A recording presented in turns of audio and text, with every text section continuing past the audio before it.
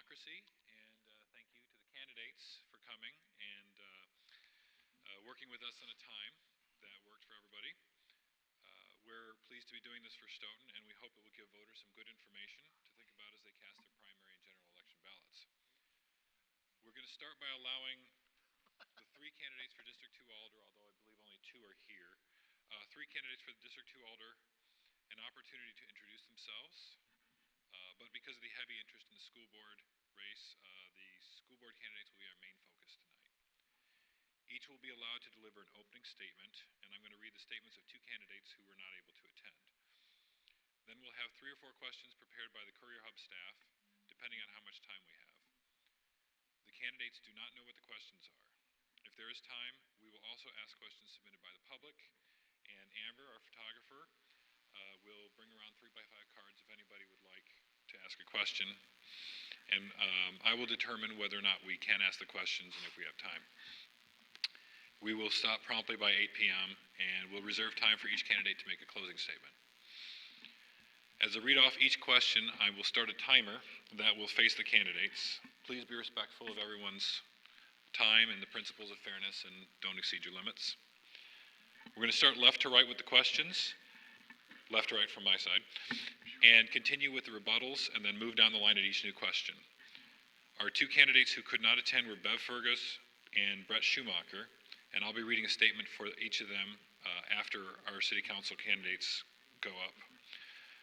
The candidates who are attending are Nicole Wesinger, Derek Westby, Jonathan Coughlin, Timothy Bubon, Steve Jackson, and Anthony Gulstan. So let's go ahead and begin with the city council. Go ahead, Lisa, if you want to start. I'm Lisa Reeves. Thank you folks for coming. We were told we need to kind of stay on task, so forgive me if I'm a little bit scripted here, but I figured so I don't get too enthusiastic and long-winded, I have something prepared ahead. Since moving to Stoughton 4 years ago, I've been very active in our community. I've spent a lot of time listening to and talking with people here in Stoughton.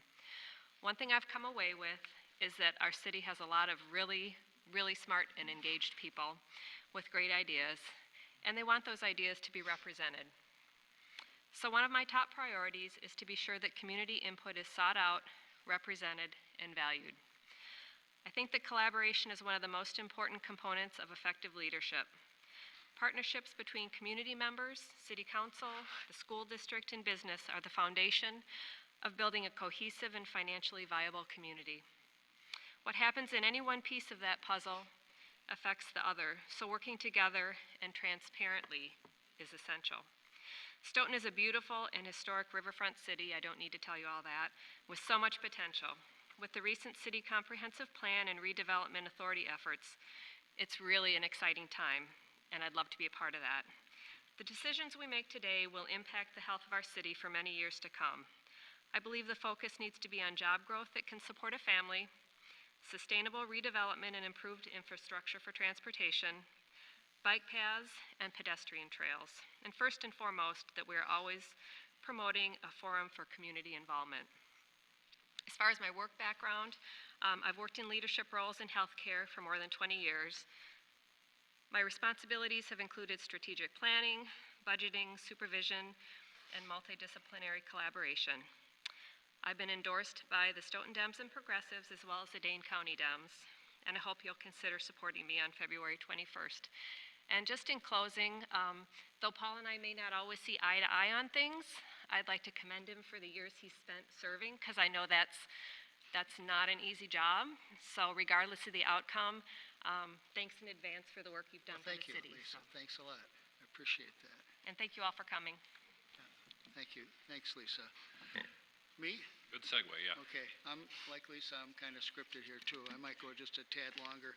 Hi, my name is Paul Lawrence. I'm running for re-election to the City Council, a position from which I've always sought out and fought for the truth.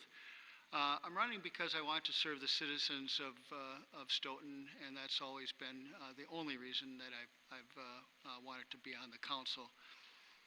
I think I'm the best person for the job because I've been on the City Council since 1998. I've served 3 times as president and served on just about every known committee Some people say I should get a life. I know what makes the city tick, and I know from my experience, my extensive interaction with fellow citizens over the years, what Stoughton citizens want. Mostly what they want is a city much like what we see today, peaceful, low crime, and friendly. Like me, they appreciate our downtown, the Opera House, our city parks, our good schools, and our other vital city services. But paying for those services, keeping Stoughton has become more and more of a problem over the past 10 years or so. While the rest of Dane County has become an economic dynamo, Stoughton has lagged significantly behind. Indeed, we've been averaging in the range of 1 to 2% growth per year over the last 10 years or so. The result? Each year, our city government barely manages to pay our bills, and we run the risk of cutting services. Have you seen our roads lately? This is a trend that is unsustainable. So now comes Kettle Park West, TIF, and Walmart.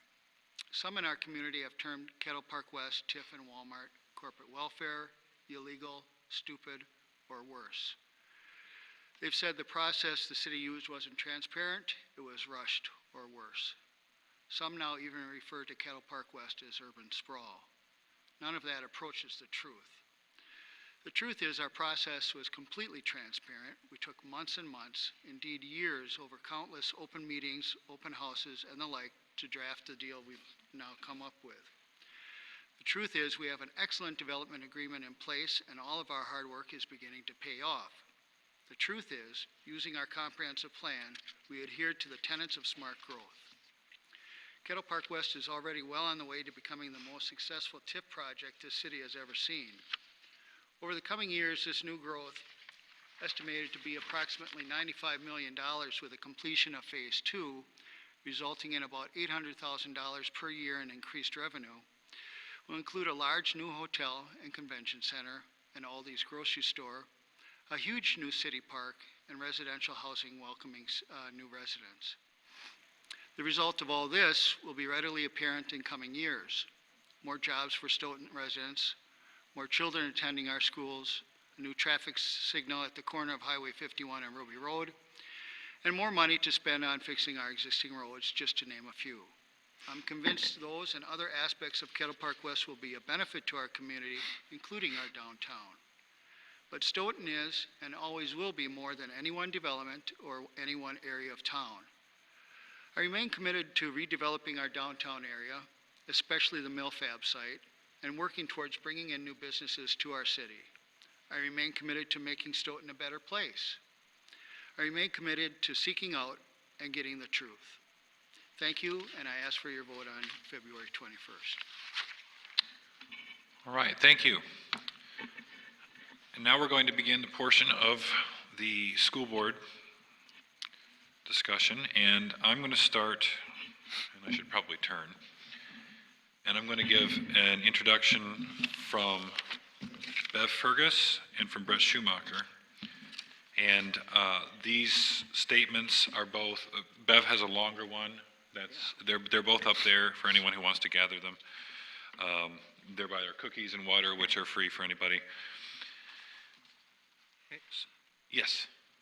Would we also be able to have our, Everyone will have an opening statement. have our materials so everybody can take them home? Sure, go ahead. I don't have, I mean, that wasn't part of the deal. So Yeah, it was a request that I got today, and I don't think that we should allow that. As a group, I'd like to just say, I'm not prepared. That wasn't what we were expecting. And if that is the case, then we should all be able to do that. I think that's fair. I don't know if everybody else feels that way. If that's a big issue for everybody, that's fine. It was a request, and they didn't make it here, so. Okay. From Ms. Fergus, she says, please consider supporting me as I pursue another term on the school board. I'm a fierce advocate for students of our district and for the incredible educators who teach them. I have been on the school board for 4 years, and I have been on the finance committee, the culture and climate committee, and the communications committee. I am currently board clerk. I'm on the policy committee. I'm chair of the wellness policy subcommittee. I work with students at all grade levels weekly in fitness and wellness classes, and I have volunteered for the district for more than 21 years. I am sincerely committed to working for families, students, teachers, and community members to provide the best education possible in a safe and creative learning environment. I am extremely proud of our passionate students and our amazing educators. With the district's tight budget, I pledge to provide the resources necessary for teachers to maximize academic achievement. I will use every dollar wisely, making enrollment-driven reductions as invisible as possible to the quality of education. I will continue to think outside the box, looking for innovative and creative ways to teach our students as learning environments continue to change.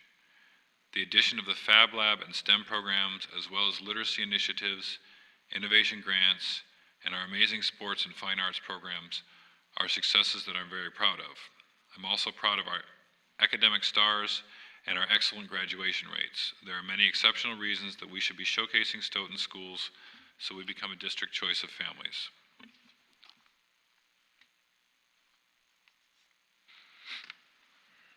Sorry, a district of choice for families. And then Mr. Schumacher says, I'm Brett Schumacher, and I've had the honor of serving the community on the Stoughton's Board of Education for the past 6.5 years. I'm humbled by the desire of the citizens of Stoughton by having 8 candidates step forward interested in the 3 seats up for election this April. With the caliber of candidates vying for the positions, the real winner of the election will be the students of the district. We are fortunate to have such an involved, concerned, and generous community that supports its students. I would like to continue my charge into helping students be prepared for their lives beyond high school. This position has changed my perception on the effort it takes to educate and support our children and help shape them into responsible members of society. My hat's off to the people that work behind the scenes and in the classrooms to make sure that every child has the opportunity to learn and be included in the group. Their dedication, effort, smiles, and tears are what create the foundations of the schools from which the children build themselves into vibrant, productive adults.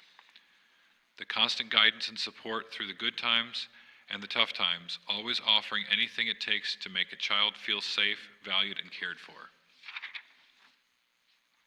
My goal is to continue to help maintain and improve upon the environment that allows the amazing staff in the district to employ their passion and inspire the children to reach for their dreams. It is my sworn duty, as it has been for the past years, to champion every child's opportunity to learn in a safe, engaging, and inviting environment. It will be my duty going forward if the citizens of SASD choose that course. Thank you. Okay, so we'll start with Mr. Jackson. Hello, my name is Steve Jackson. I'd like to share a bit about myself, why I'm running for a seat on the school board, and some of my ideas to move the district forward. But before I do that, I'd like to thank the Career Hub staff for coordinating the forum, the other candidates who are here tonight, and the audience for showing an interest. It's an important time for our students, educators, and community, and having all voices heard is important to help determine who we want to be as a district. I'm a Wisconsin native, and I've been part of the Stoughton community for nearly 22 years. My wife, Lisa, has been a 4K teacher for the past 8 years. We have 3 great kids, Ellie, Mitch, and Lane, who went through the Stoughton School District and received an excellent education. And like many parents, as the kids go through school, I volunteered in various capacities, providing support for the district's art, music, and sports programs, and served as a leader for the Working for Kids program at Kegonsa and Sandhill. I continue to volunteer throughout the district, even though my children have graduated, and Lisa and I support various groups throughout the Stoughton community to make it a better place to live. Over my career, I've developed an important critical thinking, problem solving, teamwork, and project management skills that I believe will contribute to the success of the school district. My colleagues rely on me to resolve difficult issues with practical, cost-effective solutions, and I have a proven track record for getting things done. Recently, I was told that as a member of the school board, you only work on policies and budget, you have no power, and you shouldn't come with an agenda. But I'd like to tell you tonight that I do have an agenda, and that is to ensure that our children receive the best education possible, one that will prepare them for college, career, and community, and truly make this a district of choice. I also approach this opportunity with the idea that a culture shift is needed within the school board to help address some of the lingering issues that stakeholders across the community have shared with me. Districts are changing all around us. All you have to do is look down the road to Oregon.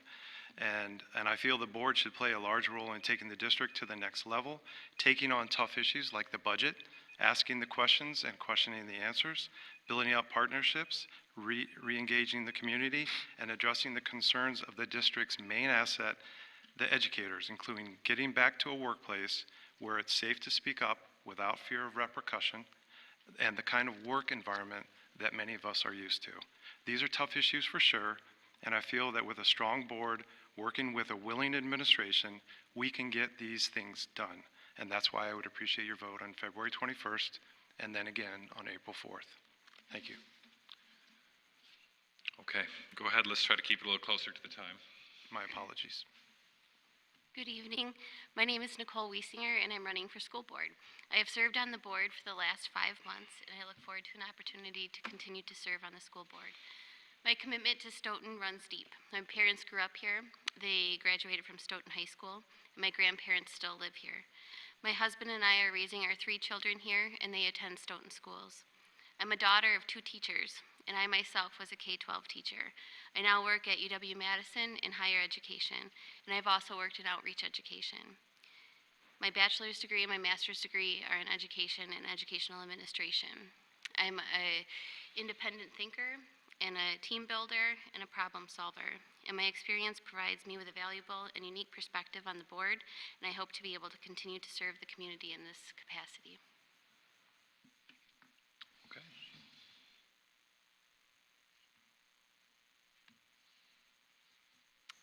Hi, everybody. Just want to thank everybody that came here tonight, everyone that's watching on TV or online. Thank the Hub as well, and all the candidates that joined us tonight. My name is Anthony Gulstan. I am running for school board because, frankly, I'm scared of what kind of changes we're going to be seeing at the federal level. They could be vast changes, and I think that I personally have the tools and knowledge to deal with these changes so that Stoughton School District isn't affected as heavily by them. I have my bachelor's and master's degree in economics with a research emphasis in education policy. I currently am employed by the Wisconsin PBIS Network and Wisconsin RTI Center, helping schools build culturally responsive practices so that all students can learn, that no child actually gets left behind. It's one of the big issues that I see with the district is we have an equity issue that nobody wants to talk about. The fact of the matter is there are gaps between our students, the students that come from privileged backgrounds and the students that come from not so privileged. You see in ACT scores, AP scores, AP participation rates, truancy rates, graduation rates, and I'm not just talking about racial differences. It has to do a lot with poverty as well. I believe that race and income, any family background, should not be determine a student's success in the long run, and we need to make sure that our staff has the proper supports in place to help these students. Thank you again, everybody, and please vote for me on February 21st.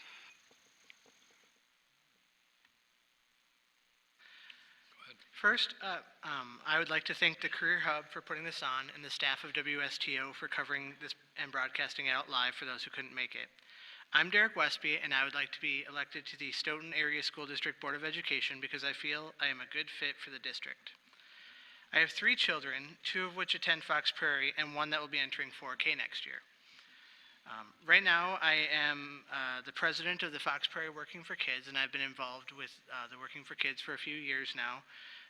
And I also work for the city of Stoughton in the Media Services Department, and I've been there for over a decade. And through my work and my volunteer experience with the Working for Kids, I've gotten to know a lot of the administration of the school district, the high school, Fox Prairie, and various different departments. And I feel that that those relationships can help me make the right decisions for our children in our schools. I also know how both the city and the school government work. I've taped lots and lots of meetings, so I understand the way that they function and how the rules are.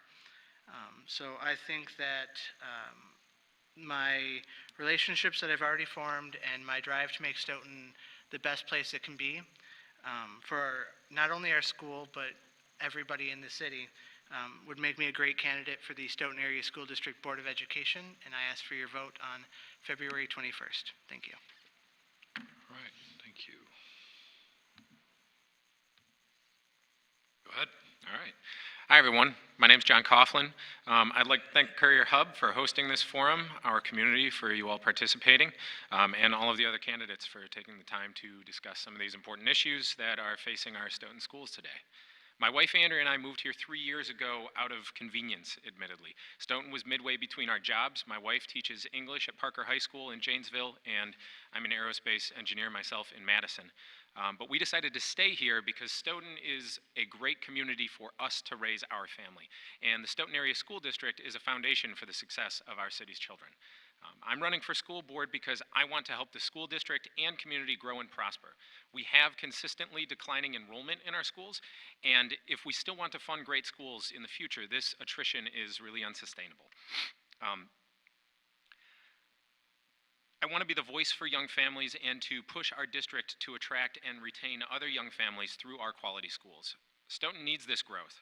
In 5 years, young families like mine will be the energy that drives our community, and for the next 20 years, our children are the future that will sustain our community.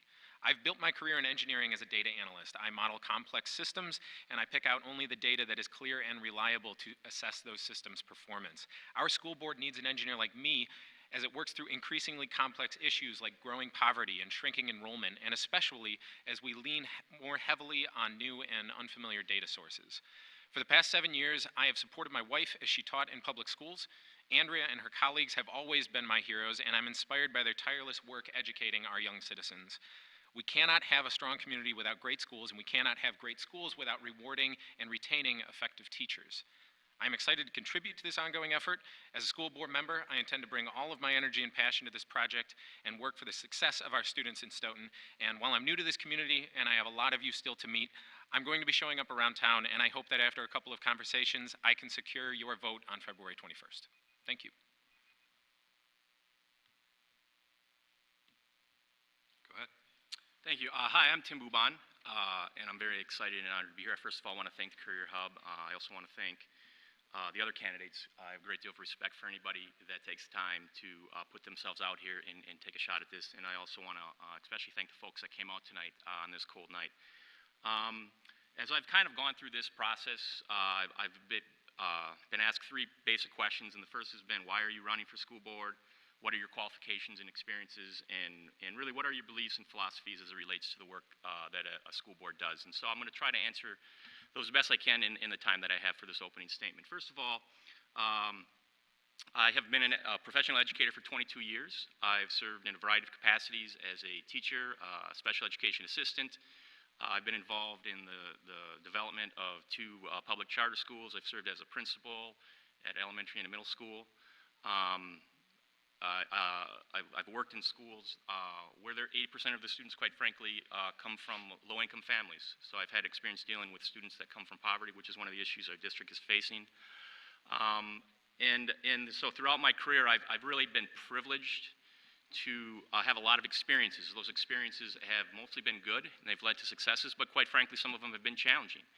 And I've learned from all of those. And so part of the reason that I'm running is I really feel an obligation when I've gotten to this point in my life to give back to the community and to use some of the strengths and experiences that I've gained to help improve the community. I think Stoughton is a great community. My wife and I moved here 3.5 years ago. We have 2 children that attend Sandhill, and we have been absolutely ecstatic about the education that they're receiving. And we're both consumers. My wife is a professor of school counseling at Whitewater. But I want to kind of close with a remark in terms of my philosophy. I really believe strong local public school systems can transform communities in such a way that values and respects various traditions and cultures, but also helps us to move forward. I sometimes think in communities like Stoughton, there's this tug of war between tradition and progress. And I feel like we can find a way to value both to help us move forward as a community. So I look forward to answering the questions tonight and meeting you as we move forward with this process. Thank you. All right, thank you, everybody. Now we're going to start with the questions that I ask. Everybody will have a turn, and then we'll have a 1-minute rebuttal period if anybody chooses, and it will go in the same order. So we're going to start down the line with Ms. Wesinger. And the question is, our world and education are changing ever more rapidly. What can the district do to ensure our students are getting the most modern education possible? I think it's important to continue to make sure the district is well poised to meet the challenges facing public education and to embrace new partnerships and collaborations to make sure we are providing the most modern education possible to our students. Examples that are occurring right now in the district would be the Fab Lab, our CNA program, the recording studio that's in this building. There's a lot of positives and a lot of strengths, and I think we need to continue to take a strength-based approach to continue to provide our students first-class, world-class education. Okay.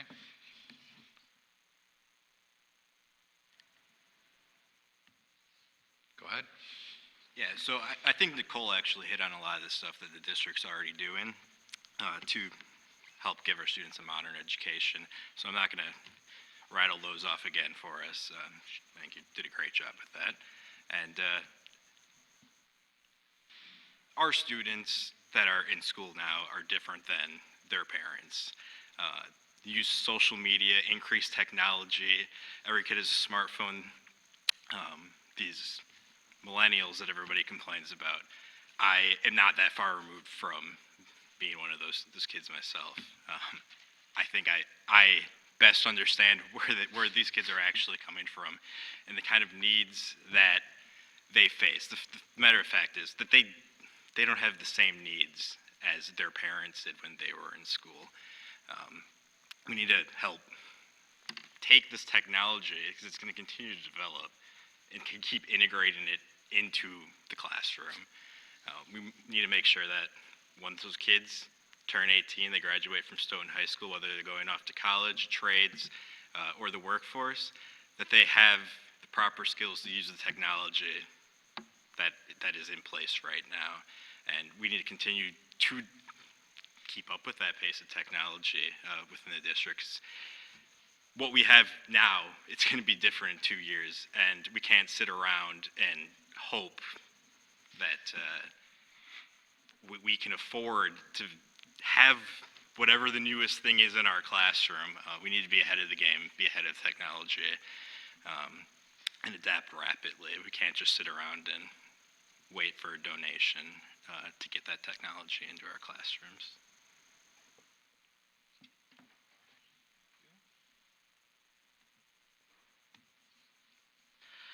I think that our district already does quite a bit to make sure our students have a modern education. We have the Fab Lab at the high school and a smaller version at the middle school. We have iPads and Chromebooks in most of the classrooms at all of the elementary schools.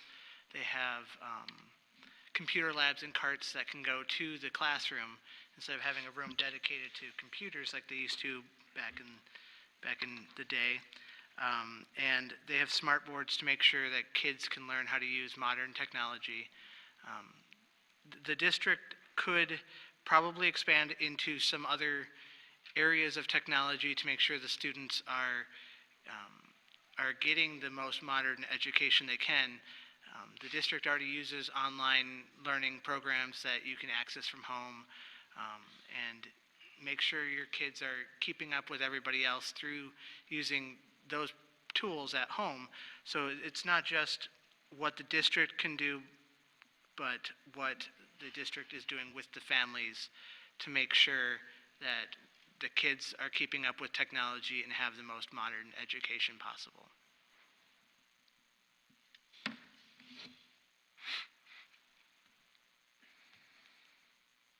Go ahead. When I think of a modern education, I don't think so much in terms directly of technology. I think more in terms of the teaching methods that our teachers are using, but also specifically and especially for Stoughton, we have a dramatically rising poverty rate over the last decade. And we now all of a sudden have close to 30% of our kids who are qualifying for the free and reduced lunch program.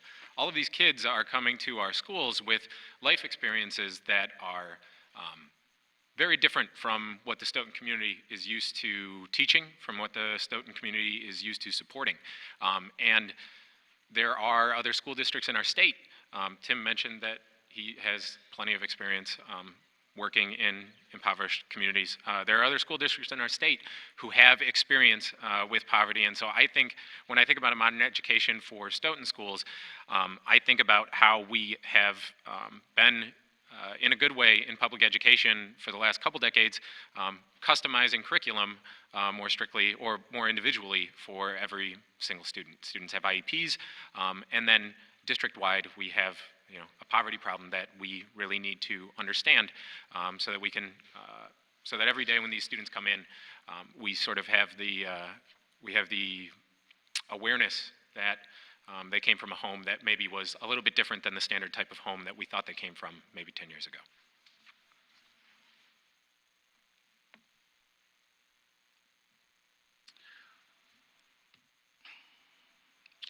Yeah, I think that some of the things that we're seeing is Stoughton already has a lot of good infrastructure in place in regards to technology, but I think we have to continue to look at ways to invest in that. I've been involved in a couple schools where there's a one-to-one student to computer ratio, and that provides a lot of different opportunities for students to learn. So I think continuing to develop and invest in our infrastructure. I also think we have to really look at curriculum, not necessarily part of what students are learning, but how we're teaching them. The way the world works now in our jobs is adults are engaged in projects, they're engaged in collaboration. Our educational system is designed based on an assembly line model that, quite frankly, is outdated. And so we have to really have a mind shift in regards to how we think about education and what we're preparing students for. I'm a big advocate of and it's one of my platforms of ensuring our students are college, career, and community ready. And I think that we have to really recognize the fact that college doesn't necessarily mean a 4-year degree, but it means making sure that when our students leave, that they are prepared to be productive citizens. Most of the students that graduate from a community like Stoughton end up living in Stoughton or have a connection with it, so we have to make sure that we're preparing them. And so I think we have to invest, and we have to keep developing some of the wonderful programs we have related to agriculture. But I think the one thing that I really want to emphasize is this notion of, if we're going to get there, we really have to continue to invest in our teachers.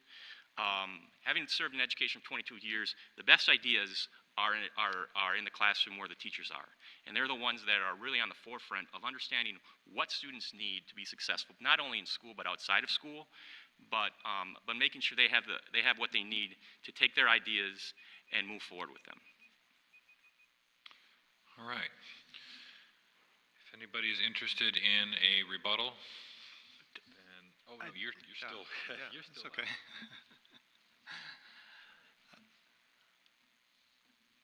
Go ahead. Thank you. So as a hiring manager, I get to see kids come out of college and look at their skill sets and think about what their experiences were at secondary level or primary level. And so I do a lot of listening and dialogue with folks. But also as part of that, there's a connection to what are those next options once they leave school. So listening to business people, listening to university staff, and understanding what the trends are in a post-secondary education or a career, and then bringing that back to the school level in part of a listening dialogue partnership. I think that from a technology, everybody has raised great points about technology and staying up on curriculum and teachers, staying up on different teaching methods. But part of this also has to do with funding. So as we advance, whether it's technology or personal education paths based on what's expected when a student leaves, and bringing that back, we're going to need to fund these programs in the school district. So part of this is also modernizing our facilities and modernizing teaching methods, finding funding sources and bringing that funding back to the school district. Okay. Would anybody like to follow up or add a rebuttal, starting from this way? You want to start with it? Yeah, I just have a short one. Okay, so then go ahead. You want me to go? You can go first. I just want to piggyback off of something that Stephen said that. Well, we're going to go in order. Oh, that's fine. So go ahead. Give me a second. Go ahead. Did you have one? Maybe Tim, could you talk a little bit more about how, are we asking questions or? No, the format is it would be 1 minute of a follow-up, or it's designed for a rebuttal. If there's nothing to rebut, you could just follow up, go on. Okay. I guess just to follow up on my statement, I also support educators, and I think a lot of the magic happens in the classroom. And so I think in order to support students, it is a part of a role of a school board member to keep a gauge and a pulse on the field of education, to know what demands are facing our classroom teachers and our schools and our district and our community, so we can meet the needs of our students and provide them with a modern education. Okay, if you wanted to send a question that could be answered later, I suppose that's possible, but. Okay, that's fine. All right. Go ahead. Yeah, so I just kind of wanted to follow up on what John brought up and how modern education just isn't technology. I think he hit on a point that I brought up in my opening statement about how we need to change the practices in our schools. We need to remember, though, it's not about changing the students, it's not about changing the families, it's not about changing the teachers. It's really about changing the practices that are in place and the supports for the staff so that they can adapt to their students. Their students change every single year. Every year those students have different needs, and it's really, we need to make sure we have support in place for our staff to easily adapt and easily recognize what their students' needs are. So really it's going to be the most effective practices there.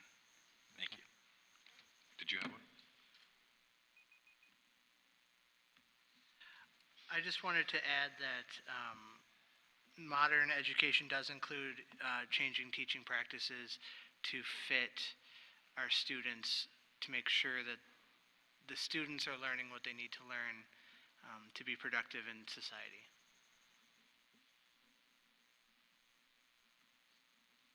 Yeah, and I don't have much of a rebuttal. I hope I was clear that by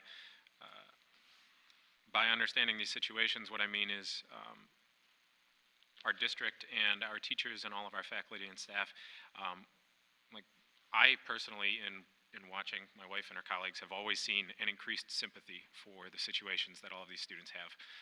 And like when my wife comes home after standardized tests and knows the scores that some of the kids got, she can tell me which kids were hungry or which kids were tired or which kids have something going on at home. And that's an amazing thing that our teachers do. And our district making an increased effort to give teachers additional information for bigger events and bigger shifts that are going on in the community just helps them more to tailor their lessons and their care to all of the students that they have. Yeah, I mean, my rebuttal was really to get excited about the possibilities as we talk about education in the modern age. And there's a concept called place-based learning where, and it's an exciting thing, it's where we're trying to get our students out into the community to get some real-world life experience, as well as in some mentorships, as well as be sort of part of addressing issues perhaps a community may have. And I think that there's some exciting possibilities, especially in a community such as Stoughton, where we are going through some changes. I think in regards to the changing practices, I mean, I agree with that. I do believe that if we give teachers the opportunity to explore and try these new innovative things that are essentially modernizing education in our community, I do think the changing of practices sort of takes care of itself. And so I think we really have to though think about it in terms of what programming and what we're trying to do in regards to moving forward. All right, thank you, everyone, and maybe we'll just call, instead of rebuttal, we'll call it a follow-up. Oh, you, and I'm good, Jim. and you're next. Did you have another one? No, I'm good, thank you. All right, great. Okay, question 2 is, finances have been a big issue for SASD for several years, but what other than finances is important for this district over the next couple of years? And we're starting with Ann. And hold on a second.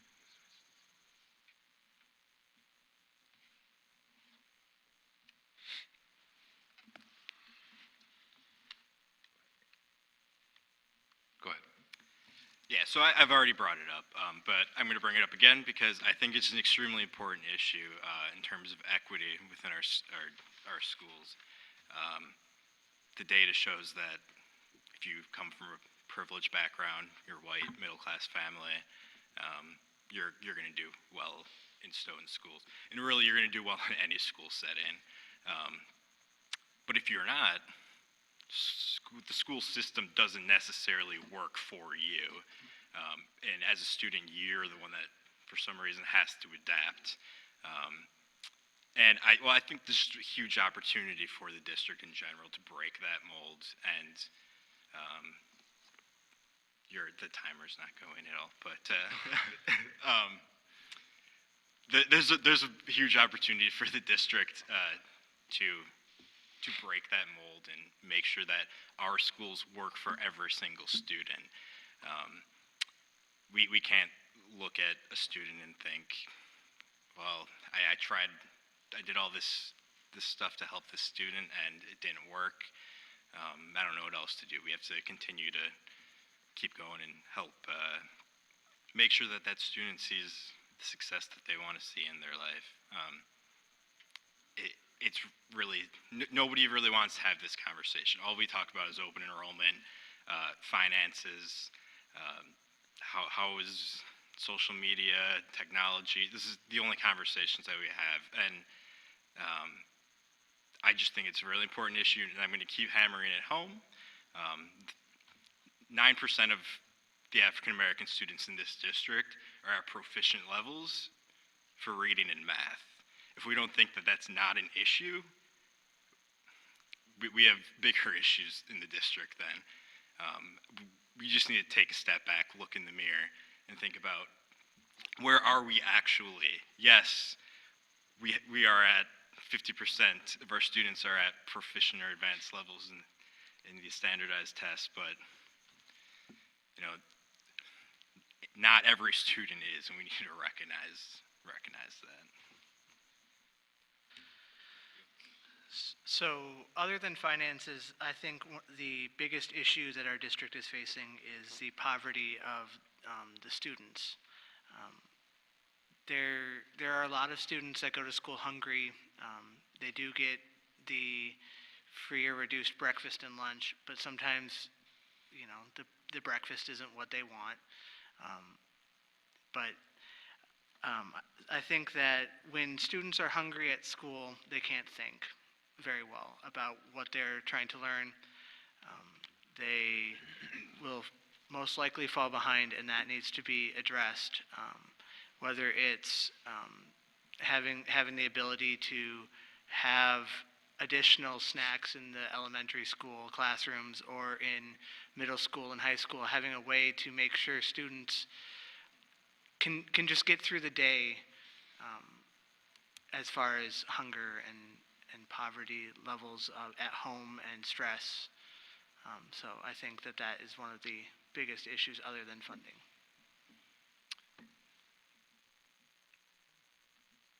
Go ahead. I'd first like to say that I'm really excited to hear that poverty is kind of a big theme, at least in the beginning of this forum tonight, because it's, I think, as well, the most important issue that our district faces, the most important issue that our city and community faces. This is something that our city also has to acknowledge and has to provide services for as well. Since I started running for this office, I started going around Stoughton and learning a little bit more about some of the services that we have available. We have the Stoughton Youth Center, which is a really cool place that I didn't really know anything about. It was just a building that I passed on my way in and out of town, and I saw that there's a place for kids to go after school and get fed and hang out and have fun, and if they want to do homework and stuff, they can, but being a kid after school in a fun place, I don't think that's what typically I would be doing either. But all of those kids in there seem to be really fulfilled and excited, and they seem to have little groups of friends and stuff. And that was fantastic to see, and I got to meet with Greg, the director of it. And then this week, I stopped by Guy Squad for the first time, which is a really small group, one that they're hoping to grow, but seems like it could be a program that fits sort of a similar mold for older students, because at the youth center, students typically leave by the time that they get into about high school. However, this Guy Squad program is has a really neat situation where they cook meals for kids, and the guys sit down and talk about their day and sort of open up and are communicative, and it's really great, and kids need that kind of support structure. I notice it when I coach high school soccer down at Parker High School. We have kids who are doing great, and we have some kids who economically or financially their families struggle, but our soccer program gives them something to go to after school. It gives them a reason to keep their grades up. It gives them a community to be involved in, and our school district and our city both need to be super focused on finding ways to support these kids in and outside of school. School is a safe place for them to go, but they need a safe place after school too. Okay, thank you. Yeah, I'm going to concur with my fellow candidates. I do think poverty, the issue of poverty and growing poverty in the community is a major issue. And a few things that I would add and suggest. First of all, I'm very excited to hear the fact that we do have some programs in place that are helping meet the needs of these students. I do want to say, though, having worked in a school that had 80% of the students come from poverty, and actually also in a district where they were facing a similar situation as Stoughton is, I think we first of all have to make sure that we don't make broad generalizations about these students. I think that we often will label them as disadvantaged, and they certainly have many needs. But I think we have to just make sure that we're having an ongoing discussion about what's going on. I think the thing I would say is the issue isn't necessarily poverty in itself as much as it's the increased needs and challenges of many of these students that manifest themselves in our schools. And it's a very, very complex issue. I think having these programs is great. I also think, though, we need to make sure we have systems and structures in place, multi-tiered systems and structures in place that are strong in our schools that are addressing the myriad of needs that these students are going to bring. Many of these students, as a manifestation of living in poverty, will have experienced some sort of trauma. So we have to make sure that we have trauma-informed instruction in place. Many of these students will not necessarily have the health care that they may need, and that's going to put a burden on some of the health services we have in our schools. And I could go on and on about this. And so I think as we move forward in this community with this, we have to be very deliberate and careful, and we also have to make sure that that we understand this isn't just a school issue, it is a community issue. And we have to make sure we're leveraging the different resources we have in the community to address it as well. Thank you. It's really hard to distinguish anything that's not connected directly to finances, because everything we're talking about here is. But I'll try. I guess I agree that the issue of economically disadvantaged students is an important issue. And I think the candidates did a good job of explaining that. along what Tim was talking about, mental health services in general is something that the district and many districts are needing to focus more on. Again, tied to the budget, unfortunately, our service costs in this area continue to rise, and I would imagine they would continue in the future as well. As far as strategic planning, that's coming up soon, and hopefully everybody's going to get involved in some way or another, but that's an important step in driving what the district is going to look like in the future, and that's going to involve interaction between board members and staff, administration staff, directly with the community, to really listen to what the community wants the district to look like, and that will drive the future of the district. So compensation model, again, unfortunately, not unfortunately, but it is connected to finance. There's work on the compensation model. We need to treat our educators fairly and with respect. And so I think that that's a big issue for the district. And then in general, the threat on the public school model that's coming at the federal level, we have to be aware of that, and we have to be prepared if that comes to our town.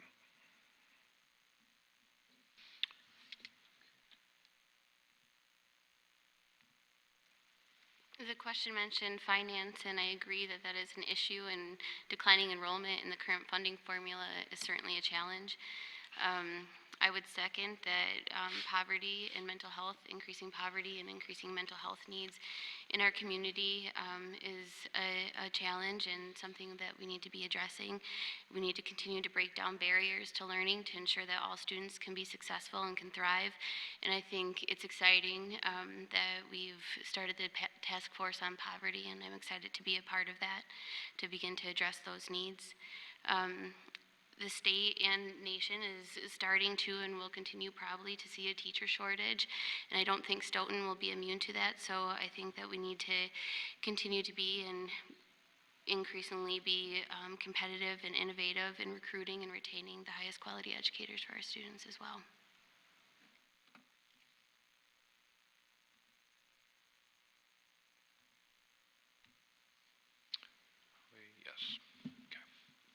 This is my rebuttal, I guess. Oh, is this where we have yeah. to follow up? With all Stop it a minute. Yeah, with all due respect to the rest of the candidates up here, I think they all just kind of prove my point of what I made with my answer. Everybody here recognizes that we have a growing poverty rate within our district.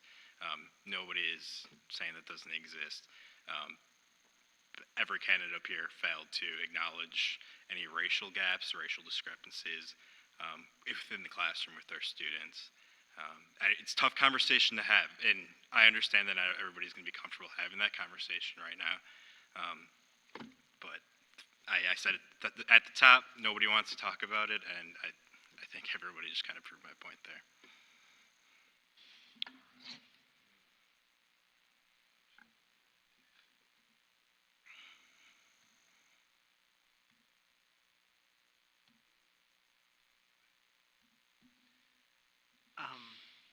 I think to his point about the racial issues as far as poverty and their performance in the Stoughton schools, we should also look into which schools they're at, because some of our schools are performing not as well as other schools.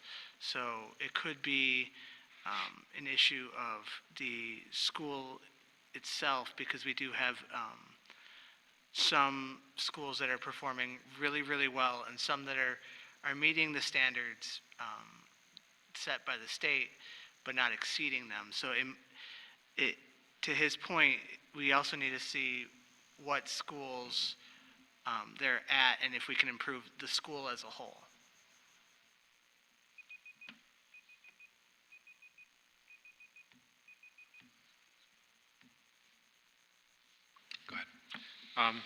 I'm certainly not willing to shy away from performance discrepancies between students of any different racial background, so I'm glad that Anthony's bringing it up, and I look forward to hearing more about it and talking more about it as the campaigns progress and as the school board progresses. I feel like it's really important that he is mentioning exactly some piece of data that he himself has seen. So I hope that the rest of us can find similar things in the data, and I feel like this is something that we probably need to start writing letters into the hub about so the rest of the community becomes aware of it.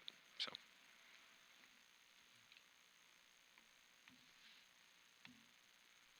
Yeah, I would concur with Stephen when it's hard to talk. Everything seems to be linked to finance.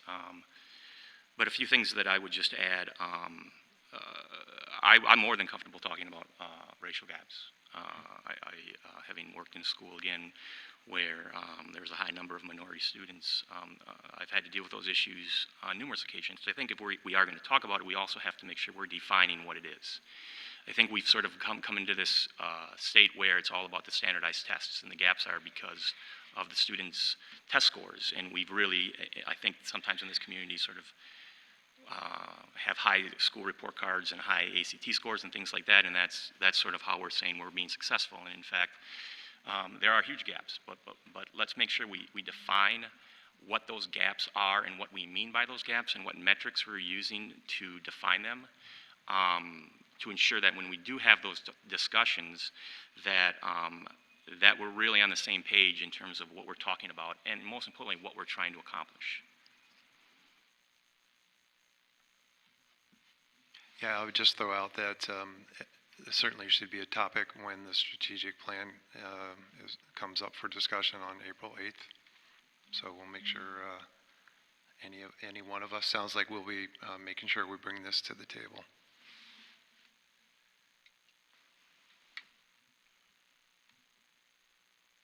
I think that it's clear that we're aware of what the challenges are currently, and I think it's important that we stay abreast of continuing changes in education and how in society and how that affects our district and our students. I also think it's important that we talk about how to design solutions. So not only identifying the challenges, but being innovative, collaborative, and creative in designing solutions that will meet those challenges. And I think we don't always have to recreate the wheel. So other districts are also dealing with this and other issues as well, and so we can learn from our peers too. Can I just thank all the candidates for their responses? I'm really glad that everybody is willing to have the conversation. I just think this is an important place for us to start the conversation. And as candidates for school board, I think, it's our responsibility to move these conversations forward, whether or not we get elected, whether or not who takes those 3 seats in April. This is our responsibility, and I'm glad everybody is willing to start having those conversations. Okay. Question 3 is, what is the one most important thing the school district needs to improve its problem with declining enrollment?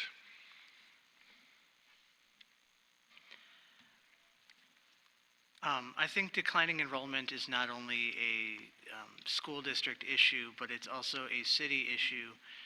If we can get families to move to Stoughton, then we get students to our district, and that can help solve the part of the declining enrollment problems that we're having. With the growth out at Kettle Park West, it initiated the first phase of the Nordic Ridge development, which is bringing in a lot of homes. And phase 2 of Kettle Park West is going to have quite a bit of homes and apartment complexes. So growth in the city can help substantially towards bringing more students to our district. Also, the addition of the amenities that are going in out at Kettle Park West, and on the east side of town as well, there's a few more things going in over there. So I think that once you start adding things to the city as a whole, you'll draw in families that are looking to locate in a town where they can get everything they need in one town and not have to, go into Madison and fight traffic. So I think that declining enrollment can be solved mostly through growth, but also through innovation in our district and making it a school district of choice for students to open and enroll here instead of opening and enrolling into other school districts like McFarland and Verona.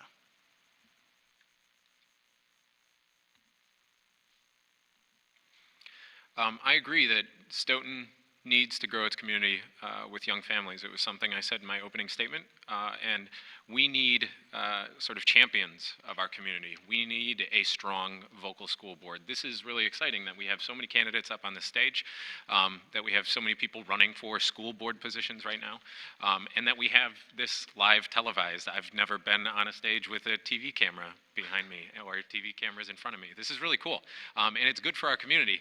And I want our school board to be louder and more vocal. If you go to the school board meetings right now, and I've been to a few of them in the past couple months, they're not loud or vocal or excited.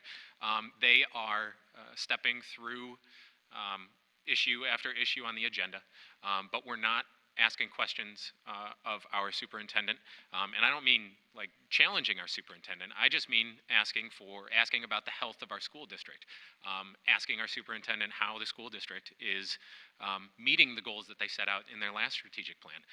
So I think the way that we can bring young families and attract young families to our community is to have excited, outgoing people sitting up and representing our community and showing that our community and saying loudly or proclaiming loudly that our community is trying to shape itself for the needs of those families.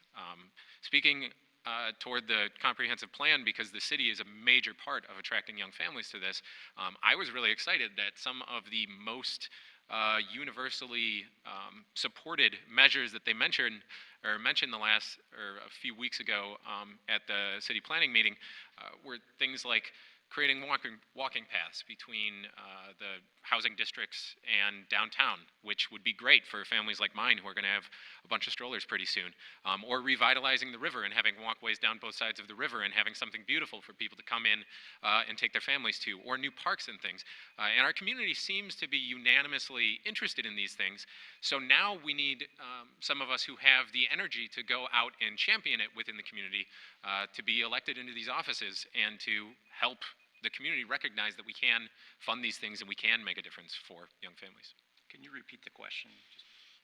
Okay, the question was, excuse me, what's the one most important thing the school district needs to do to improve its problem with declining enrollment?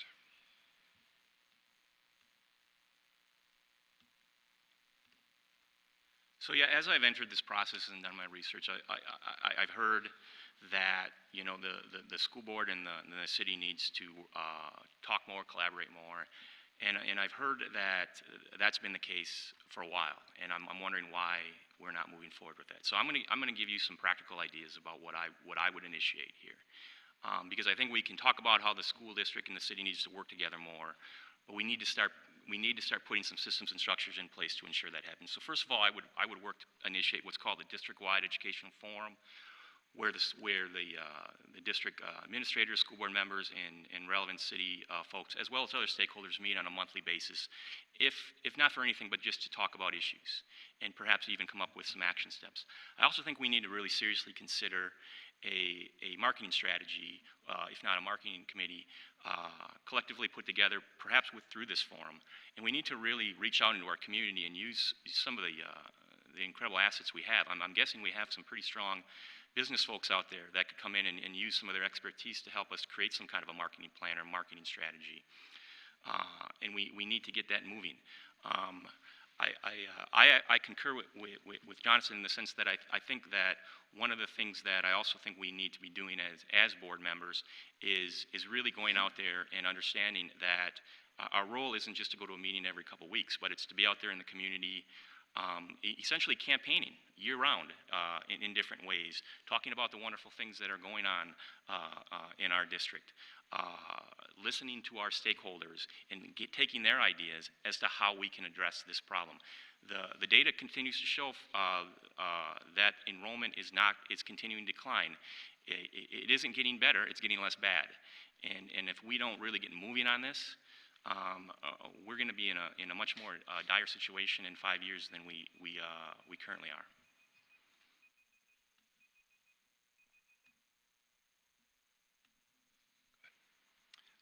So I think to draw people to the district, there isn't just one thing, Jim, and I'm sorry about that. I think we really need, and there is a lot of great work going on in the schools, and it's been that way for a long time. But I really do think that we need to focus on what's inside the school. And as I've been knocking on doors, I've heard a lot from constituents. For example, their kids went on to college, and their calculus that they received here at the high school level wasn't adequate. So they failed.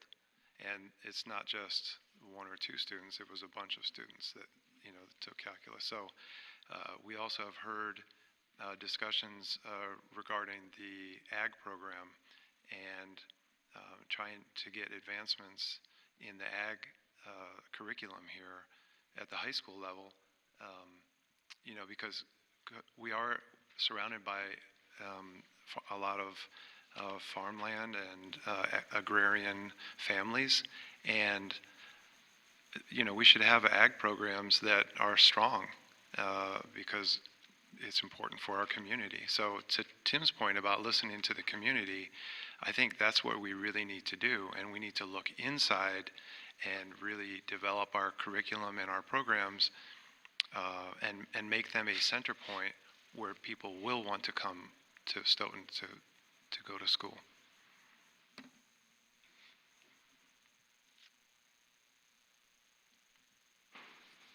I've had the opportunity to be in all the school buildings and attend various school functions and really look at what's going on in our schools. And there's a lot of great things. Our schools are filled with great people, excellent people, from the staff, from the administrators to the students.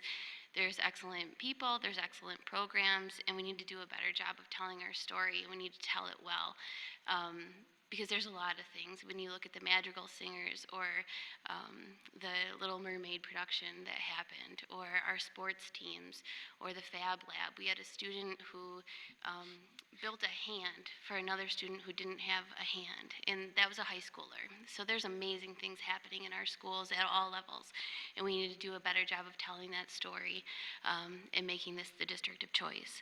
We have a really strong community, and there's a lot of pride in Stoughton.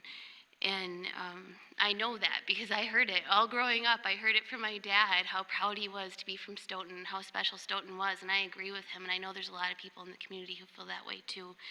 And so we need to tell our story really well. And I think the city-school partnership is also important, and I'm excited that we're planning joint meetings with City Council and the school board to better that dialogue and better that partnership in the future, so we can communicate the needs of the school district and the needs of the city as well. So I think that's a step in the right direction, and I'm excited to be a part of it.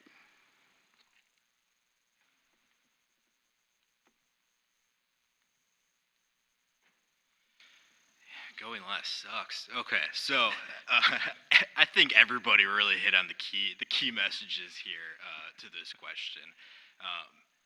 But what I want to focus on, I don't think the declining enrollment is a school district problem. I believe it is a Stoughton community problem. We have an aging population, and science shows that as you get older, your ability to have children diminishes, and they're not putting children into our school system anymore. John and I believe Derek brought this up. We need to attract young families into this district. It can't be, somebody had mentioned in a previous question that everybody ends up moving back to Stoughton. It can't be those families. It has to be in addition to those families. I'm one of those families that moved back to Stoughton. My wife is a Stoughton graduate.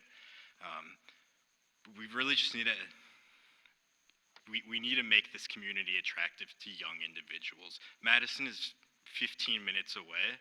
There are plenty of very good jobs in Madison, and it's a very easy commute.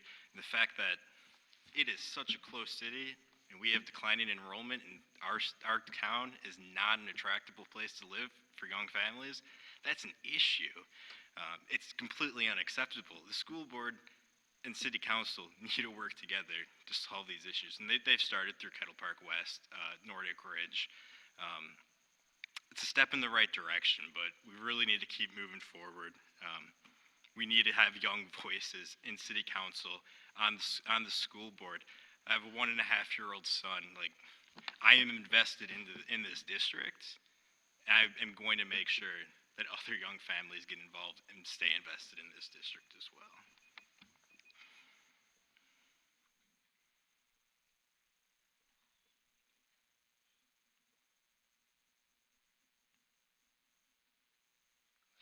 Okay. I just want to add that the declining enrollment is a whole city issue, like everybody's been talking. It's great that the city is going to start working with the school district. One thing that Anthony said was that there's a lot of really good jobs in Madison, but there's also a lot of really good jobs here in Stoughton. We have some world-class industries here headquartered in Stoughton. So we also need to market the fact that there's those type of industries in town to help draw in the families that have children, that can afford to have children, and bring it to this city.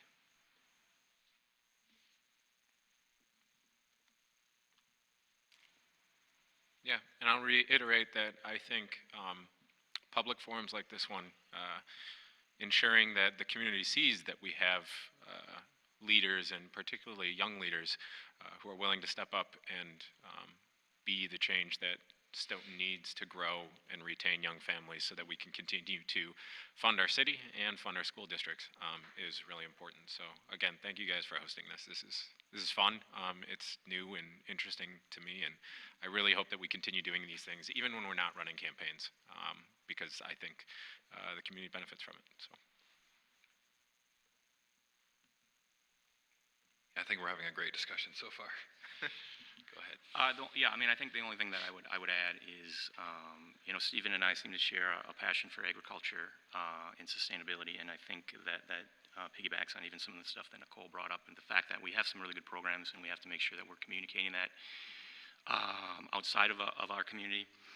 The one thing in regards to, a couple other things in regards to enrollment, I think that are important to understand, though, is open enrollment. And we need to make sure we have a net gain when it comes to open enrollment. We can't have more students leaving than are coming in. And I think it's inevitable we're going to have students leave, but we have to make sure we're also having them coming in. So if we have students leaving the district through open enrollment, we have to make sure we understand why that is. We have to reach out to those families and make sure that we get that data. We may not talk them into coming in back, but at least we kind of know what we need to work on. I think the other thing is we also have to remember that increasing enrollment isn't going to solve all of our problems financially. And I don't know that we're ready even to get into the finances, but I think we also have to just make sure that the enrollment is a huge issue, but it isn't going to solve all of our issues as it relates to school funding long term.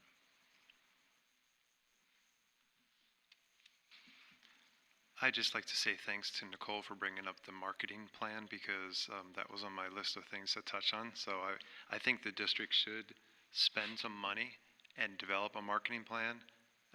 There are excellent programs in the district, and you pointed out a few of them, so thanks for that. I also failed to mention that we have a 4K program, and it may be worth considering or reconsidering, because I think it's been considered, but reconsidering bringing the 4K program into the schools themselves. There are various reasons why that hasn't been done. But if you bring the 4K into the schools, then you have a continuum of 4K into 5 and then on into the rest of the grades. So that might be something that would draw families, knowing that there's a 4K program right in the school that their child will go to the next year.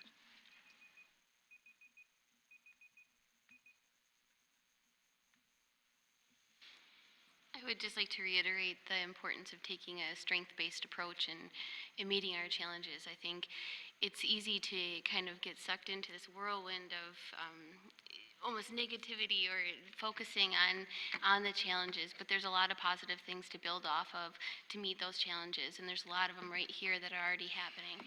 I also think that to address things like declining enrollment, it's really imperative to be innovative and creative and try new things to distinguish our district from other districts to always make this the district of choice.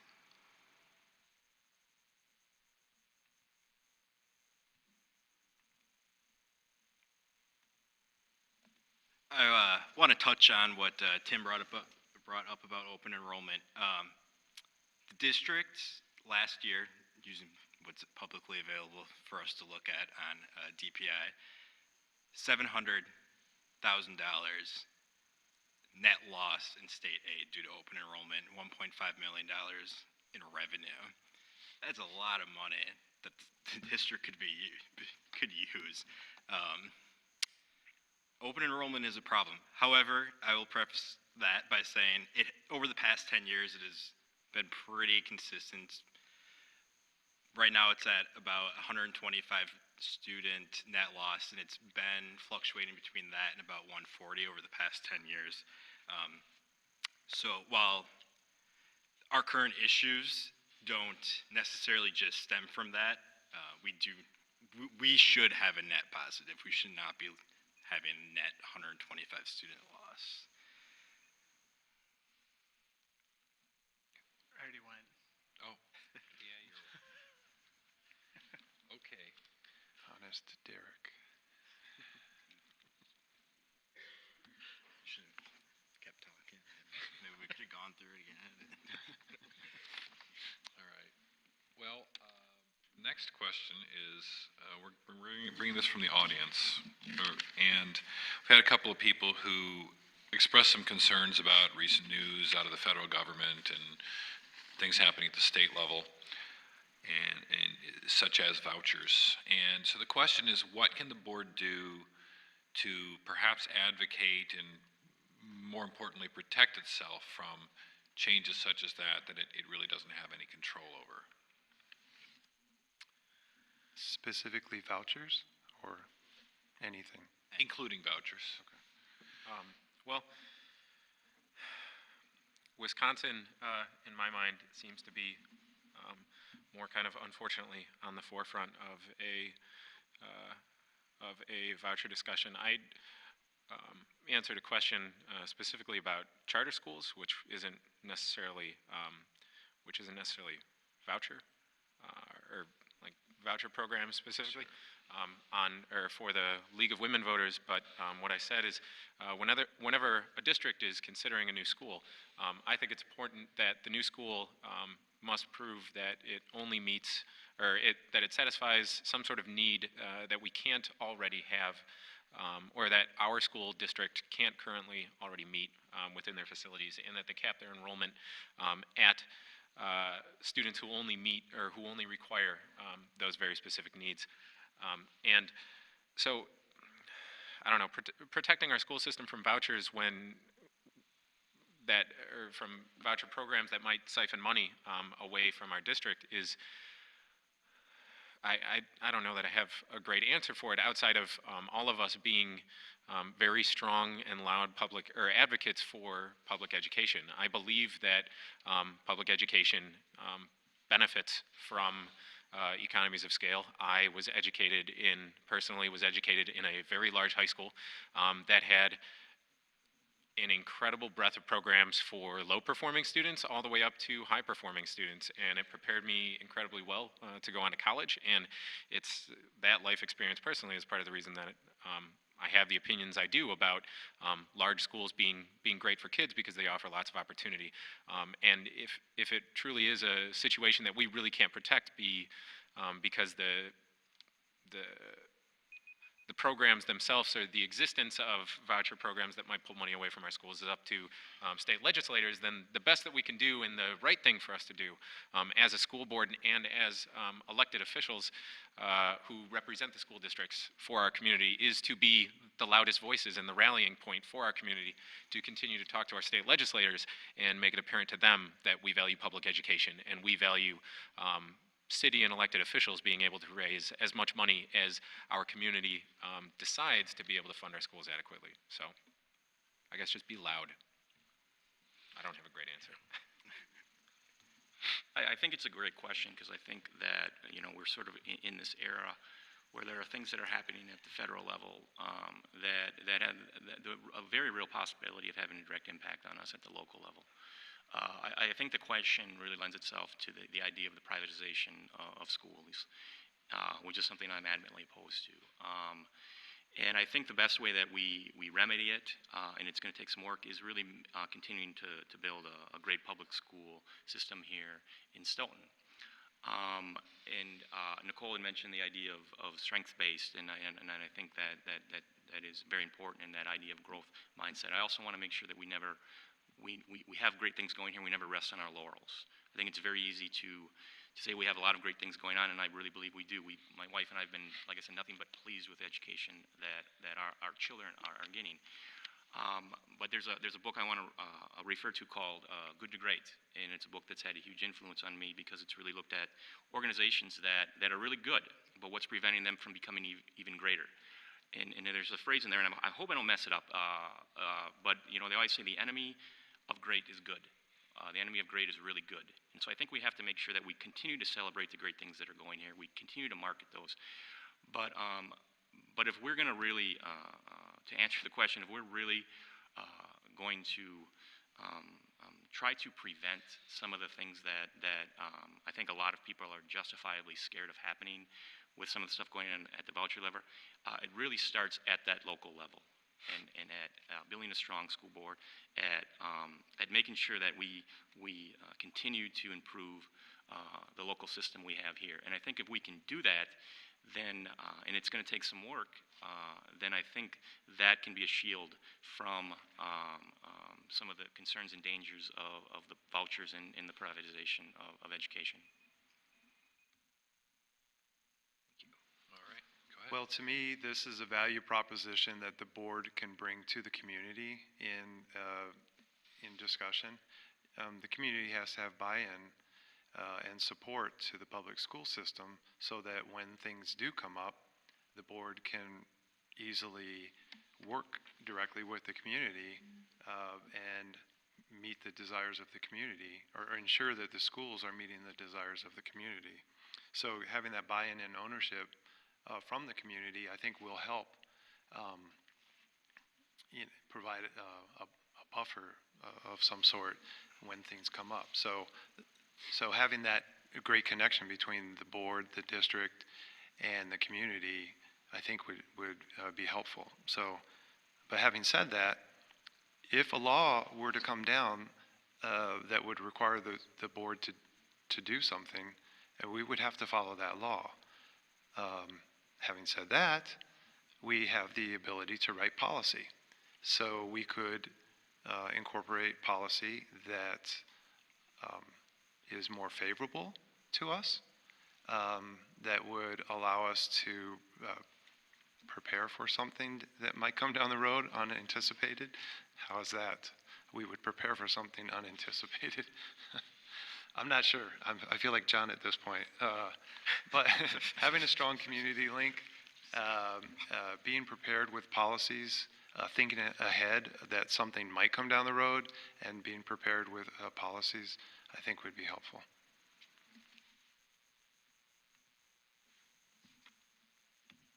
I think it's imperative that the school district and the school board communicate how legislation and actions impact our district specifically and with as much specificity as possible. So if this happens, this is what it could mean for our students and for our district. And that way people can make informed decisions as they vote. So engaging in conversations about the importance of equal accountability standards for all schools so people can make apple-to-apple comparisons, or letting people know that public education dollars maybe aren't best given to schools that can deny students entrance, and that that's not really school choice, that's school elitism, or making sure that public education does not become partisan, that it's not a Democrat thing or a Republican thing, but rather it's a right of every American to have an equal and equitable education. So I think it's important for the school district and the school board to communicate those needs and how that would impact our district and our students.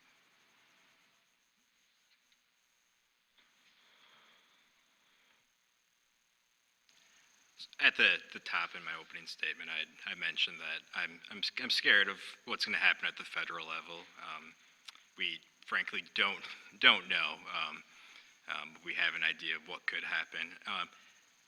With so many candidates running, I think it's doing a disservice to not recognize that that's why there are so many candidates running. We have this Trump effect that is motivating people to get involved at their local level, and that's a good thing, frankly. It's good that there's so many people interested in getting involved. Our state has gone through so many changes over the past 6 years. Public education has been attacked at the state level. Our teachers aren't valued the same way that they used to be, and our state wants to frankly divide and conquer and pit parents against the teachers. That's not okay. Our students shouldn't be pawns in a political game, and if your representatives at the federal, state level are using your children as a pawn to push their agenda, you need to vote them out of office. As just a local citizen in general. The school board needs to stay on top of these issues. We, as a school board, can write letters to our representatives, but the citizens of Stoughton School District, they need to as well. It's not just us. You need to remain loud. I think that's the phrase that John used. But at the end of the day, as a school board member, we don't have control over the policy that's implemented at the state and federal level. And we need to recognize that. We need to stay knowledgeable of what is happening at that level and make policy and prepare policy to make that adaptation to any changes at that level easier for us. All right. I think that the best way to protect our district from vouchers is to have the best school district and schools we possibly can have. If there's no market for a voucher school or a charter school, they won't come here. Charter schools and voucher schools are mostly for profit, and if students won't go to those schools because our schools are so much better than those schools, then it's not going to be an issue because they won't even come here. We won't have issues with these voucher schools. And another thing, if we get the whole city behind the district, then everybody will have buy-in into keeping their students in the district, in our schools, in our public schools, instead of sending them to for-profit voucher or charter schools.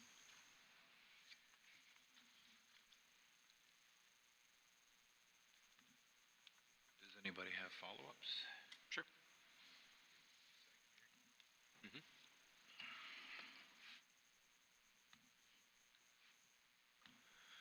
Yeah, and reiterating what I've said a couple times now, I think a great way to get our community to buy in and understand that we are working as hard as we can on our schools is to be as public as we can, to have more forums like this, to be loud and show people and market it throughout our community, to host events even when we're not in the middle of an election season, to have the community come in that's outside of a standard school board meeting and just voice their concerns. And so Tim mentioning earlier, having a sort of more regular forum where people can come and talk about issues, I think is great.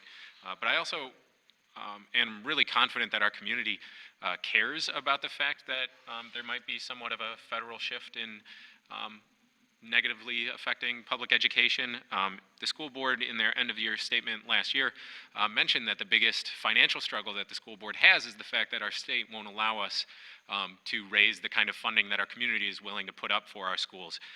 And then Scott Dirks at at a board meeting last month, the president of our board mentioned that we've gotten used to having to sort of deal with assaults at the state level, and it's unfortunate, it's sad that we might now have to deal with assaults at the federal level, but there was then like a joke made about grizzly bears referencing the Betsy DeVos hearing. So our community pays attention to this stuff and cares about it, and our school board clearly, or our school board candidates and the existing board members care about it. So I'm hoping that the community can understand that their schools are in good hands with people who want to look out for these problems.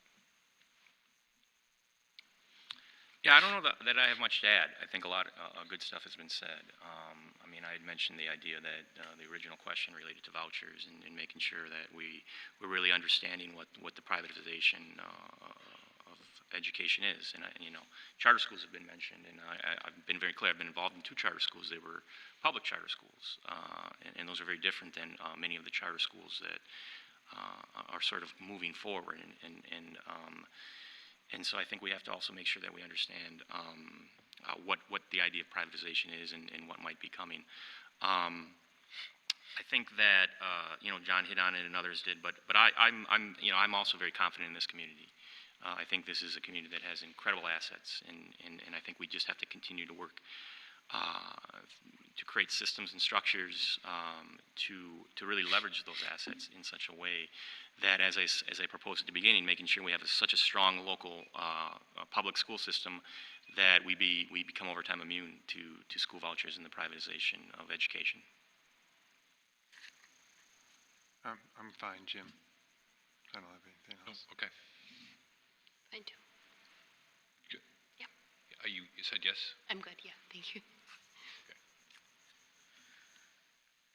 Yeah, so in terms of, I don't think I hit on charter or voucher schools. We need to remember too, a lot of the time you'll hear this messaging on charter schools, and I think Tim kind of covered this. The charter school model in Wisconsin is very different than what it is in Minnesota and Michigan. In those states, it's very competitive and for-profit, whereas in Wisconsin, a lot of the charter schools we have are working with the districts, and it's not as much of a us against you kind of mentality. In terms of voucher schools, if you talk to people that send their children to private schools, they're actually opposed to having a voucher system in place too, because they don't actually see those financial rewards that are talked about in headlines. And in terms of that competition coming into our district, those schools mainly look at districts that have robust enrollment environments. Stoughton, we know, has declining enrollment, and I don't think anytime in the near future we're going to be seeing that a school like that move into our district. There's just not that demand right now. Anything else? All right.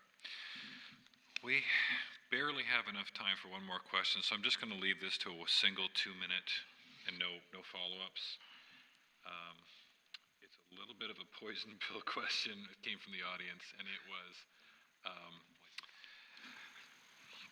well, sort of was. It referenced the recent cut of the 4th grade orchestra program, and it said that,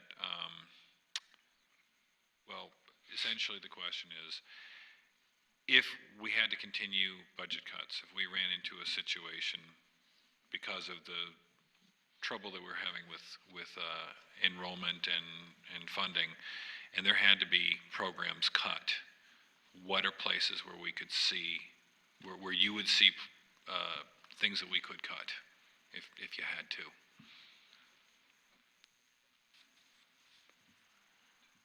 Where would I see things would have to be cut? What kind of things could you see cut? Yeah, I think I think that's a great question, and I think it's a difficult question to answer. I think what I would do is I would make sure that we're looking at the data and understanding, especially from a programming standpoint. I don't know a lot about the fourth grade orchestra program, but I'd like to see what the participation in it, and make sure that if we're going to make any cuts to any programs, that we're doing it not necessarily just because we have to make budget cuts, although that would probably be the reason for it, but to make sure that we're doing it having looked at a variety of factors. The reality of school budgets is 80% or roughly of school budgets go towards personnel. And so when we start looking at cuts, it's just very difficult to look at a lot of other places in regards to what we can cut. Certainly, if we cut programs, that usually means that we're cutting personnel. And so I'm going to be honest with you. I think I would really, first of all, make sure that we work to avoid making any cuts by looking at perhaps some different innovative ways to either fund some stuff, such as a orchestra program or athletics programs or things like that, or we would look at perhaps innovative and creative ways to synthesize or integrate some different programs. I think if I hear the word orchestra, I also would think of other instrumental programs. And is there ways that we can combine those in different ways to address it? Certainly the reality may be that we do have to make some difficult decisions and some difficult cuts. But I don't know that, for me, I can come with a bias towards one thing over the other. I have an experience with athletics, so I'm a supporter of athletics, but I also have a great deal of admiration for strings and music programs. And so just want to make sure that as a board member, I'm not bringing my own biases to make decisions, but I'm making sure that I'm looking at things from a comprehensive standpoint to make sure we're making the right ones.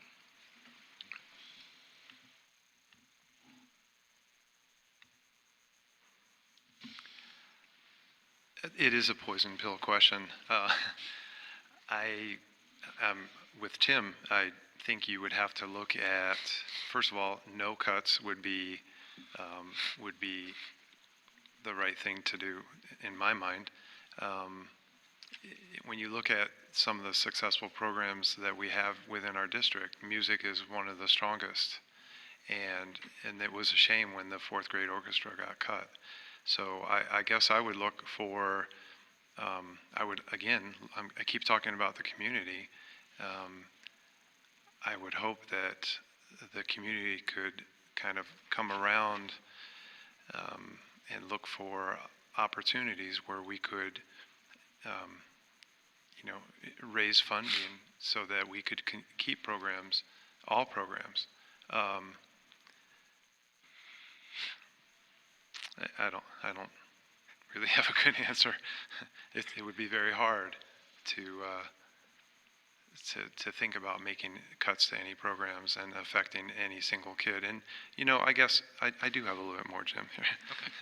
Because that's some of the reason the kids come to school is simply for art or music or sports. So cutting a program is really cutting the essence of a child's education in many respects. So again, we should look for alternatives. If it means keeping programs and increasing fees, which we've also done here, that may be an alternative, but I would not consider cuts. I think we need to focus on diversifying our funding streams, and I think that's important now, and it'll be ever more important as we move forward. So if we diversify our funding streams, we can make sure that we aren't making cuts, but rather investing in our programs and our people and expanding those, because those are the things that students come to school for sometimes, and those are the things that retain really high quality educators, because they're invested in those programs too. And those are the things that distinguish our district and make this the district of choice. So ways to diversify funding streams could be through grants, and I know other districts have used that as well as part of a way to retain educators by having educators that write for grants for programs. They get a percentage of that grant as well, and some districts have grant coordinators to manage some of the logistics of the grant. So there's ways to do it, but I think our focus should really be on diversifying the funding so cuts aren't being made, and we're investing in our people and our programs.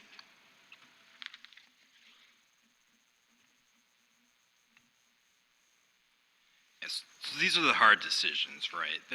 These are decisions nobody here wants to make. And a lot of these programs that potentially we'd have to look at cutting are the programs that John mentioned that kids go to school.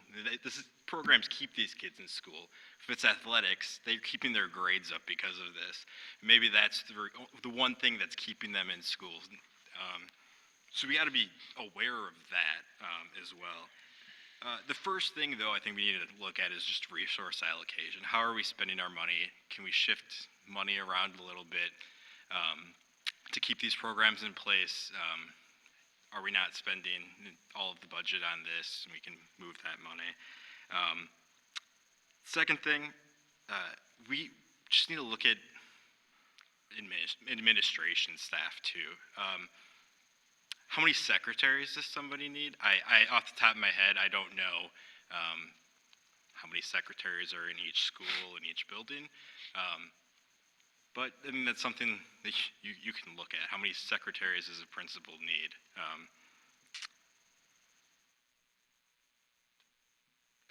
Tim mentioned participation in activities. I don't know the fourth grade orchestra, what that kind of participation was like in that. But that's something that has to go into the decision. These decisions need to be data-driven and fiscally responsible. And the last thing I want to mention is school board members get paid. It's not a lot of money, but it's some money. And I would be willing to give up that salary to keep a program in place.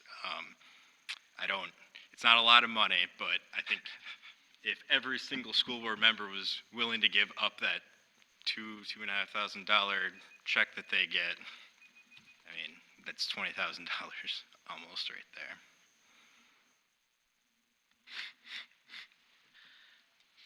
I think that the first thing that you would look at cutting would be something that's really outdated. I remember at the end of the 2008 or 2007-2008 school year, they cut the printing program because they were using printing presses.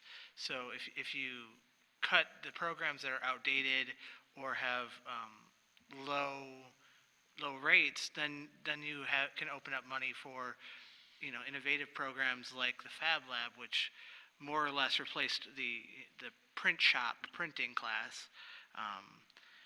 Also, to look at alternative funding for various things. One example is the Madison School District has advertisements at their sports fields and in their gym. That doesn't bring in a lot of money, but any little bit helps. So there's that.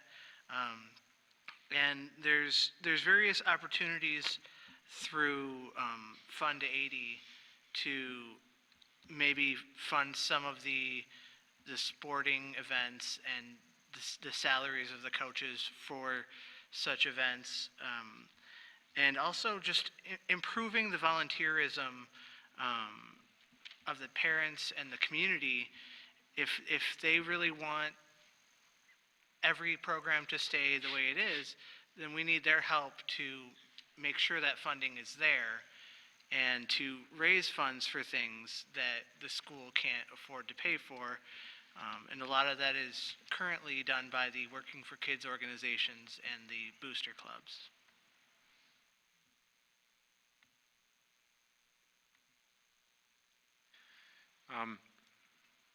I'm glad everybody else had to field this question before I did. This would be a terrible question to have started with. You did a good job, Tim. Cutting any program, Anthony mentioned that I mentioned earlier tonight that I know that kids come to our soccer program every night, and it keeps them in school, and it keeps their grades up, and it gives them a sense of community. So cutting programs is such a difficult question that if you absolutely have to cut something, I feel like I would typically favor cutting something that is a singular event, maybe a singular expensive event or something, over something that gives kids a perpetual opportunity to stay after school, or a perpetual opportunity to participate during school. Just the the longer and more invested you can keep a kid in a program, the more invested that they feel, the more proud they're going to feel after it. So cutting programs that kids can do day after day is would just be really saddening. Our community members have mentioned some innovative concepts. I know that there are some community members who are really passionate about us reevaluating how we do our groundskeeping within the school district. Maybe using fewer pesticides or herbicides, or maybe maintaining those grounds on a less regular basis. I mean, we can always involve community members in trying to help us come up with ideas, because if we're down to a position where we have to cut programs that are really benefiting kids, then I feel like we do need input from our community. The only other idea that I have is the Fab Lab has been mentioned a couple times as something really neat and innovative within our school, and it is. And it also costs hundreds of thousands of dollars. And I think maybe half of that, I could be wrong on these numbers, but I think maybe half of that was posted by local businesses. And so if we can find local businesses to fund these really neat and innovative and flashy technologies, I feel like there are ways that we can find local businesses to fund something performative like a fourth grade orchestra for our kids. I think we just need to do a better job of getting out to the community and asking for help. All right. Still rolling very well here. Thank you, everyone. And we're going to switch to the closing statements. And I'm going to go ahead and read one that was sent in by Bev Fergus. And then we'll start with Steve and then work our way down. We should have just barely enough time. So Ms. Fergus says, if elected, I'm committed to addressing the poverty issue in Stoughton, and I look for possible solutions for students who struggle with this issue. I pledge to collaborate with community leaders in addressing our enrollment decline, examining ways that we can promote growth in our community. I will continue to help the district find ways to showcase the wonderful things we accomplish every day. There are so many positive messages to spread, from our incredible sports successes to our innovative classrooms, from the STEM courses and Fab Lab to our unbelievable fine arts programs, from our award-winning North Star student-run paper to our Cole Award-winning teachers, and from our apprenticeship programs to our professional certifications. SASD is a high-achieving district in spite of being one of the lowest-funded school districts in the area. I truly believe that we can make Stoughton a school district that families want to send their children to. I'm so proud of the Stoughton Area School District and am its biggest fan, and I am proud of the successes that my children found here. I hope that I can continue to promote and support academic achievement and work to make our students college and career ready. Thank you for your support.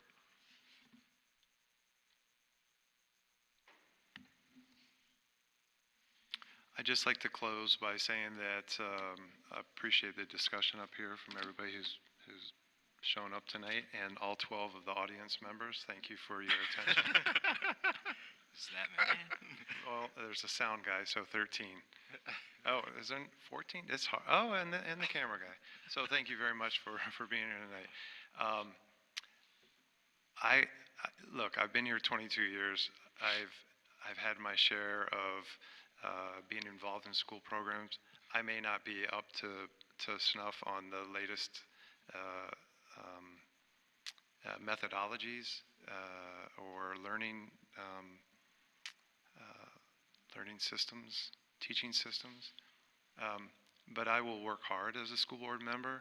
I'm committed to trying to get a culture change at the school board level so that the board is stronger, working more directly with the community, and not making it all sit on the shoulders of the superintendent,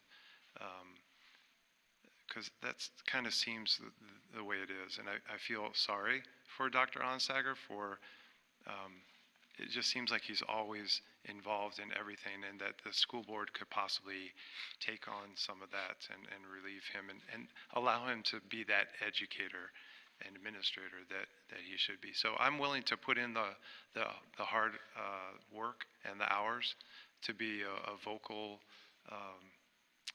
board member and commit to change the culture and commit to improving our school district. So thank you very much.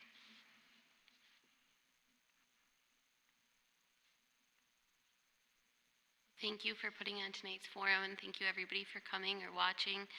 It was a pleasure to be here and to be with all the other candidates as well. I'm committed to serving on the school board and to working collaboratively in partnership with all stakeholders to ensure that Stoughton schools are well poised now and in the future to meet the challenges and to embrace the opportunities in public education. The Stoughton area school district is filled with excellent people, the staff, the administrators, the students, and they're all doing amazing things, and we're a strong community.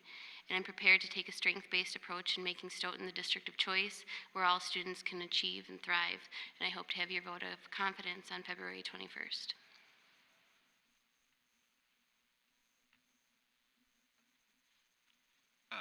Just like to thank everyone for joining us tonight and everybody watching on TV today or in the future, and for the Hub for putting this on for us. Really helps get everybody's name and voice out there. I haven't been in this district as long as some of the other candidates, but my wife has. I understand the district through her. I am completely invested in this district for the next 20 to 25 years as my children will be going through it. I feel like on the school board we need individuals that are invested in our schools. And that have some sort of, stake in what goes on. We need people whose children will be affected by these decisions, making these decisions. I think I've demonstrated, I got a little feisty up here at one point, that, I'm willing to have difficult, honest conversations if they're going to move our district forward. And, not everybody's going to like having these conversations, and I understand that, but, I'm a straight shooter, respected on both sides of the aisle, and, that's something that we need in this school district, and I really think I could be a huge asset with my background in education policy, my master's thesis, open enrollment decisions, through the parents' lens in Wisconsin. It's like we have so many great assets in the community that we don't utilize that I think we can really take advantage of. So thank you, everybody, again. I want to thank all of you that came out tonight, the 14 of you that are left, and the tens of people watching on TV right now, waiting for the basketball game to come on. Don't worry, it'll be there. I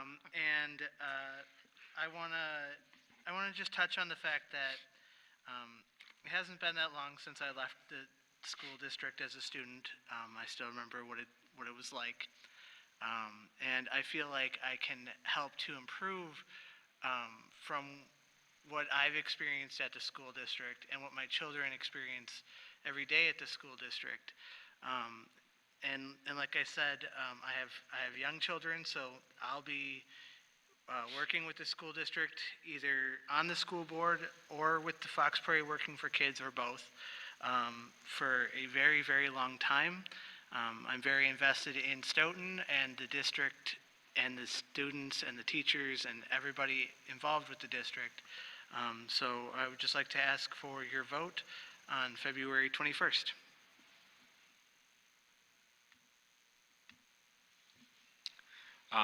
Thank you guys all for being here. Thank you, Courier Hub and TV crew, for setting this up. This has been really fun. I had no idea what to expect out of this forum tonight. I really had no idea what to expect out of the entire race for the school board, but this has been an awesome experience getting to learn more of the community and giving me probably the most tangible reason I could have to get out and shake so many hands and meet so many faces and learn so many new names. It's been a lot of fun for me. My wife and I found it, not as easy to meet people when we first moved here because we were living in kind of an apartment building and far away from everybody. And this has been a really cool excuse to get involved in our community, and we're having a blast. So we love living in this city. We expect to live here and raise our family. So we as well are invested. I believe our school board needs to be a rallying point for our community. We need loud voices. We need louder meetings every other Monday, or one Monday a month. I don't remember exactly what the schedule is now. But I would like to be one of those voices. I hope that you guys saw today that I am excited, that I am not afraid to speak. And when you see me throughout the community, because I'm going to be walking around a lot until April 4th, please feel free to say hi if I don't come up to you first. Please feel free to shake my hand or ask me some questions or tell me what your concerns are, because this has been really fun to hear everybody's experiences and past histories and ideas for where they would like our school district to head. So I hope I can secure your vote on February 21st, and thank you all again for participating. Yeah, I too want, I just want to thank the Hub, and especially want to thank those of you still out there in the audience. I think it goes without saying that the people sitting on this stage are fierce advocates for students, and we believe in a quality education. I don't know that that needs to be said. I don't think we would be doing this and putting ourselves out there if we weren't. I too have, this has been new for me, and I too have actually enjoyed the process of going out and knocking on doors and talking to people. And I just want to say that, you know, I really hope that I have the privilege to serve on the Stoughton School Board. But having participated in this tonight, I would be honored to serve on that board with anybody sitting on the stage. And something that Anthony said really resonated with me as well is that importance of having that ongoing respectful discourse. I don't know how you get anything done if you don't have a diversity of people at the table on a regular basis, talking, sharing ideas, engaging in some creative tension.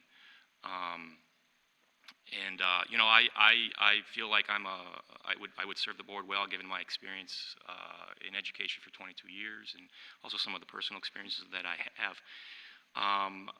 But I think one of the things that I would also be excited about is that opportunity to hear and collaborate and engage in ongoing discussion with folks that maybe aren't in the education field, that work in the community, in the business community, and the city council.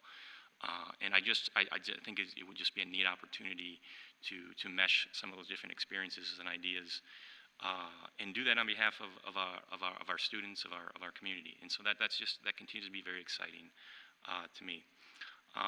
So again, I want to say thank you to everybody. And I really would like to offer you to reach out if you have any questions for me or anybody else on this stage. I think everybody's very excited, and we're looking forward to an exciting future. All right. Thank you, everybody. And time's up. Thank you.